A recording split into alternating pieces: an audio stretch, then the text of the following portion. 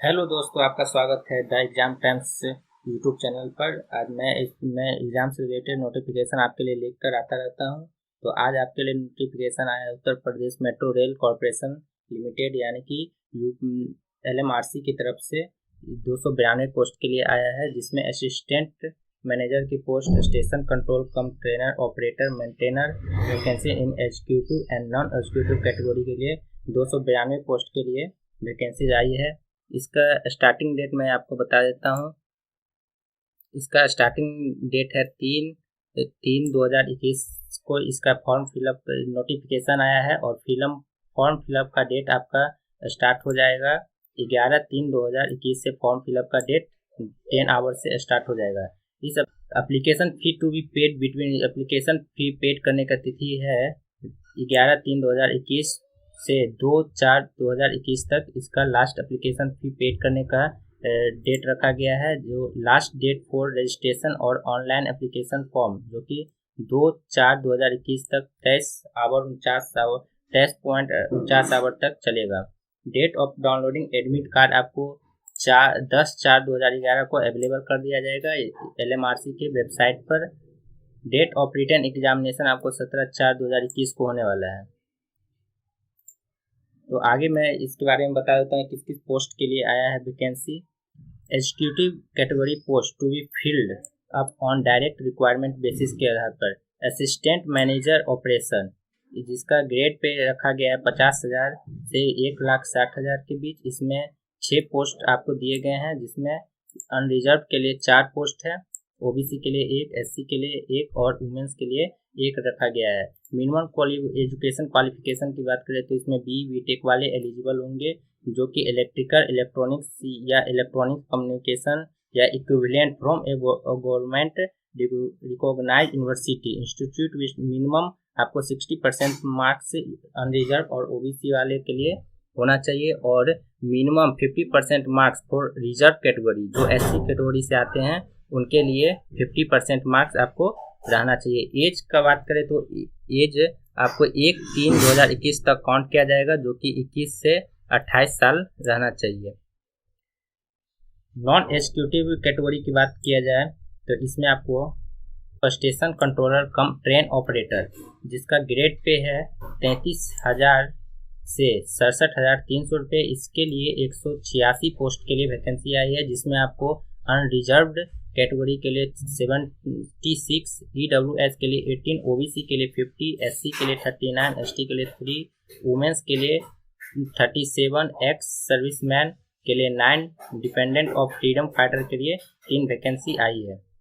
इसके minimum education qualification की बात करें तो 3 year engineering diploma in electrical and electronics and telecommunication और इक्विवेलेंट में government recognised university institute with 60% minimum marks होना चाहिए। किसके लिए?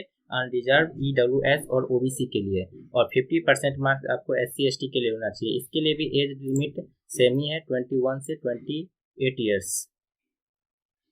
इसके मेंटेनर और इलेक्ट्रिकल मेंटेनर की बात किया जाए, इसमें इलेक्ट्रिकल वालों के लिए सिर्फ है, तो इसमें 19,500 से 39,900 रुपये आपका ग्रेड पे रहेगा, और इसमें आपको टोटल वैकेंसी 52 है, जिसमें अनरिजर्व वालों के लिए 22, EWS 5, OBC के लिए 14, SC के लिए 10, ST के लिए 1, वुमेन्स के लिए 10 और एक्स सर्विसमैन के लिए 2 है, और DFF के लिए 1 है।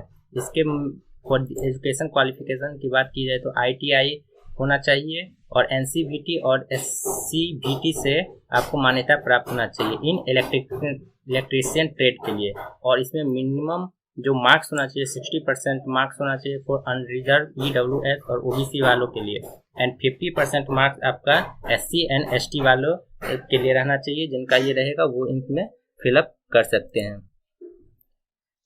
और फोर्थ को नॉन एग्जीक्यूटिव कैटेगरी में फोर्थ पोस्ट है मेंटेनर का। मेंटेनर में इसमें आपको ग्रेड पे दिया गया है 19,500 से 39,900 रुपये। ये SNT वालों के लिए है, और इसमें 24 नंबर ऑफ वैकेंसी है, जिसमें अनरिजर्व वालों के लिए 11, EWS के लिए 2, OBC के लिए 6, SC के लिए 5, वुमेन्स के लिए 4 एंड एक्स सर्विसमैन के लिए 1 रखा गया है। और इसमें जो एजुकेशन क्वालिफिकेशन है ITI रहना चाहिए और 60% मार्क्स मिनिमम आपको रहना चाहिए अनरिजर्व EWS और OBC वालों के लिए, और मिनिमम 50% मार्क्स का रिक्वायरमेंट है फॉर SC ओनली के लिए। सिर्फ SC जो रहेंगे उसके लिए इसमें 50% मार्क्स आपको मिनिमम रहेगा, तो आप फिलअप कर सकते हैं। और आपका एज क्वालिफिकेशन की बात करें तो इसमें 21 से 28 ईयर्स इसमें रिक्वायरमेंट आपको मांगा गया है। फोर्थ पोस्ट की बात करें तो इसमें मेंटेनर का है जो कि सिविल वालों के लिए है, और इसमें आपका ग्रेड पे रखा गया है 19,500 से 39,900 रुपये, और इसमें 24 नंबर ऑफ वैकेंसीज है। और अनरिजर्व वालों के लिए 11, EWS 2, OBC 6, SC 5, वुमेन्स 4 और एक्स सर्विसमैन के लिए 1 है। इसमें एजुकेशन क्वालिफिकेशन की अगर बात किया जाए तो इसमें ITI वालों के लिए है, और ये NCVT और SCVT से मान्यता प्राप्त रहना चाहिए। मिनिमम मार्क्स आपका 60% मार्क्स अनरिजर्व EWS OBC के लिए, और मिनिमम 50% मार्क्स रिजर्व कैटेगरी जो SC वालों के लिए रहना चाहिए। इसमें एज क्वालिफिकेशन 21 से 28 वर्ष ही रखा गया है। कैंडिडेट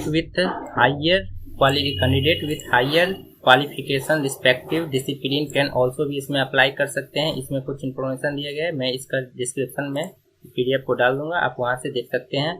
यहाँ पर आपका दिया गया है candidate to be eligible for post of maintainer post code NE 02, NE 03, NE 04 must है ITI स्पेसिफाइड ट्रेड में आपका ITI होना चाहिए, तभी आप इस चारों पोस्ट के लिए आप फिलअप कर सकते हैं। इसके क्वालिफिकेशन के लिए अगर बात किया जाए तो candidate while applying for the post should have minimum educational qualification as per the notice as on the closing date. जो क्वालिफिकेशन आपको हर एक पोस्ट के लिए बताया गया है उसमें आपका एलिजिबल होना चाहिए, तभी आप इस फॉर्म को भर सकते हैं। और SC ST वालों के लिए आपको 50% मार्क्स आपका होना चाहिए, और OBC अनरिजर्व के लिए EWS के लिए 60% मार्क्स आपका इसमें होना चाहिए। सिलेक्शन प्रोसेस की अगर बात कर लिया जाए तो इसमें for the post of assistant manager operation post code जिसका है E01। द सिलेक्शन मेथोडोलॉजी जो सिलेक्शन प्रोसेस होगा वो 2 स्टेज में किया जाएगा, और written test followed by document verification के आधार पर किया जाएगा, and medical examination executive technical category के लिए होगा। और इसमें अगर स्टेशन कंट्रोलर के लिए जो बात करें, इसमें जो 3 स्टेज में प्रोसेस होगा, रिटेन टेस्ट होगा, साइकोलॉजिकल एप्टीट्यूड टेस्ट होगा, followed by document verification and medical examination होगा, ठीक है। उसके बाद मेंटेनर पोस्ट के लिए जिसका कोड है E02, NE02, NE03, NE04 के लिए जो सिलेक्शन प्रोसेस होगा वो 2 स्टेज में होगा, जिसमें रिटेन टेस्ट होगा, फॉलोड बाय डॉक्यूमेंट वेरिफिकेशन किया जाएगा, मेडिकल एग्जामिनेशन किया जाएगा।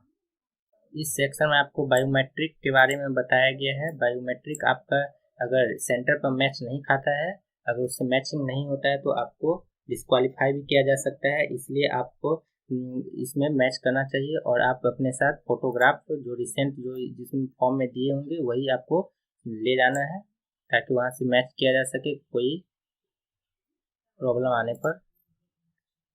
रिटेन टेस्ट की बात कर लिया जाए तो इसमें आपको 140 क्वेश्चन रहेगी, जिसमें category E01 and NE01 each carrying equal marks रहेगा। सेक्शन 2 में आपका बताया गया है 100 क्वेश्चन जो रहने वाला है वो कैटेगरी फ्रॉम NE02 NE04 के लिए रहने वाला है, ईच कैरिंग इक्वल मार्क्स ही रहेंगे। There will be negative marking भी रहने वाला है, तो इसमें आपको नेगेटिव मार्किंग के लिए आपको 1/3 मार्क्स को डिडक्ट कर लिया जाएगा।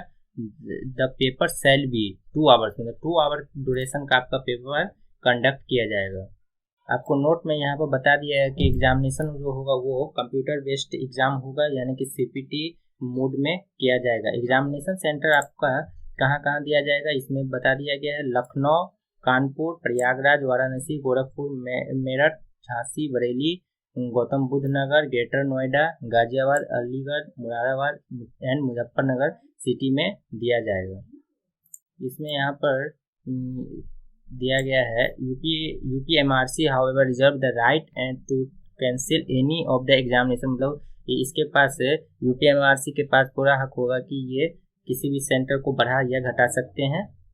Candidate must carry admit card, 1 passport size photograph same as the application form. Application form में जो फोटो आपने दिया होगा वही एप्लीकेशन का फोटो को आपको कैरी करना होगा। A valid photo identity card भी आपको साथ में रखना होगा, जिसमें आपको passport, driving licence, voter ID card, Aadhaar card, PAN card and any other valid photo identity card आपको सेम रखना होगा, same as mention in the application form. While reporting for CBT psycho physical and test and document verification के लिए, तो उस समय आपको ये सारे डॉक्यूमेंट आपको साथ में रखने होंगे। यहाँ पर कैरेक्टर एंड एंटीसीडेंट्स के बारे में आपको बताया गया है, मतलब कि आपका सारा डॉक्यूमेंट चेक किया जाएगा। सिर्फ एग्जामिनेशन में अगर आप क्वालिफाई कर जाते हैं इसका मतलब ये नहीं कि आपका जॉब कंफर्म है, बल्कि आपको हर स्टेज में डॉक्यूमेंट वेरिफिकेशन साथ में सभी में आपको क्वालिफाई करना होगा, तभी आप इसके लिए वैलिड माने जाएंगे। यहाँ पर cost of training and security bond की बात की जाए तो यहाँ पर पोस्ट कोड, जिनका पोस्ट कोड 01 रहने वाला है, मतलब कि एग्जीक्यूटिव पोस्ट के लिए उनको कॉस्ट ऑफ ट्रेनिंग यहाँ पर 94,400 रुपीज़ पे करने होंगे, जो कि चालान के माध्यम से आपको ड्राफ्ट या चालान के माध्यम से आपको पे करना होगा। और पोस्ट कोड NE01 SC और TO पोस्ट के लिए आपको 41,300 रुपये आपको पे करना होगा। और NE02 NE04 जो कि मेंटेनर की पोस्ट है उसके लिए 23,600 रुपये आपको पेमेंट करना होगा। ये सारे ड्राफ्ट के थ्रू आपको पे करना होगा। बैंक यहाँ पर आपको कुछ इन्फॉर्मेशन दे दिया गया है जो कि आप PDF में इसको देख लीजिएगा। ये बॉन्ड के बारे में कुछ दिया गया है, बॉन्ड एंड सिक्योरिटी के बारे में आप इसको देख लीजिएगा। यहाँ पर ट्रेनिंग एंड प्रोबेशन पीरियड की बात करें तो ये ऑप्शन पीरियड के बारे में इसमें आपको बताया गया है 2 ईयर्स का होने वाला है। इसको अगर LMRC अगर चाहेगी तो इसको बढ़ा घटा भी सकती है। रिजर्वेशन सेक्शन की अगर बात कर लिया जाए तो यहाँ पर ये उन्हीं के लिए वैलिड होगा जो यूपी के डोमिसाइल जिनके पास होगा उनके लिए ही वैलिड होगा। अगर एज में रिलैक्सेशन की अगर बात करें जाए तो SC ST OBC वालों के लिए एज रिलैक्सेशन 5 ईयर्स का एज रिलैक्सेशन दिया जाएगा। और यहाँ पर एक्स सर्विसमैन कैंडिडेट की अगर बात करें तो मैक्सिमम उनका जो एज रहेगा वो 40 ईयर तक कंसिडर कर लिया जाएगा। No relaxation admissible in upper age limit of dependents of freedom fighters के लिए नो अपर कोई भी अपर एज लिमिट नहीं दिया गया है। Payment of application of fee including all charges और नॉन रिफंडेबल, मतलब पेमेंट का अगर यहाँ पर बात कर लिया जाए तो जो अनरिजर्व और OBC भी कैंडिडेट हैं तो उनके लिए 590 रुपीज़ पे करने होंगे, जिसमें आपको 18% GST प्लस बैंक चार्जेस भी पे करने होंगे। और ST वालों की बात कर लिया जाए SC ST वालों के लिए तो 236 rupees plus GST plus bank charges पे करने पड़ेंगे। इसको अप्लाई किस तरह से करना है यहाँ पर सारा प्रोसेस दिया गया है। इसमें आपको इसकी वेबसाइट पर जाना है www.upmetrorail.com पर जाकर ही इसको अप्लाई करना है। वहाँ पर रिक्वायरमेंट सेक्शन दिया होगा, रिक्वायरमेंट सेक्शन में जाना है